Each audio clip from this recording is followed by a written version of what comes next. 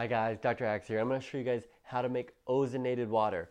One thing ozonated water is great for is H. pylori, okay? That's a bad bacteria built up into the stomach that can cause gas, that can cause burping.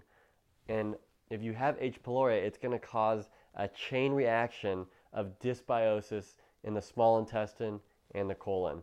So I'm going to show you right now how to make ozonated water, okay? So this is the apparatus that we need for it. We have a bubbling stone, so that's more surface area. We're going to drop the stone and the other tube directly into there. We're going to push that onto there. And you want, at least a ½ inch above the stone, okay? And then the rest of the ozone is going to bubble out, and it's going to go through this tube and go through this, through the carbon here, and it's going to break up the ozone and turn it to oxygen, so we're not breathing it, okay? And then going to take the other end and simply screw it right onto the O3 out, okay? It's as simple as that, okay? Now, we're going to turn the oxygen tank on, so turn this on first, right, with a wrench. And as far as the concentration, you have a couple different options here, but normally I like to do about a half. So let's turn this. So you can see at an 1/8, it starts to bubble, and then a half, it really bubbles.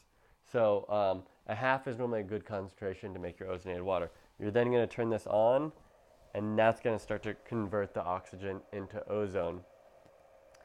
And you're going to do this for about 10 minutes is you're going to leave this. I would say 8 to 10 minutes. And that's going to really nicely ozonate the water. And you can see all the bubbles, right?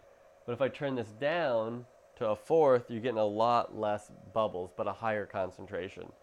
But about a half is a good flow of oxygen, okay? So once the time is up, you're going to turn this off, you're going to turn this off, and you're going to turn that off, okay?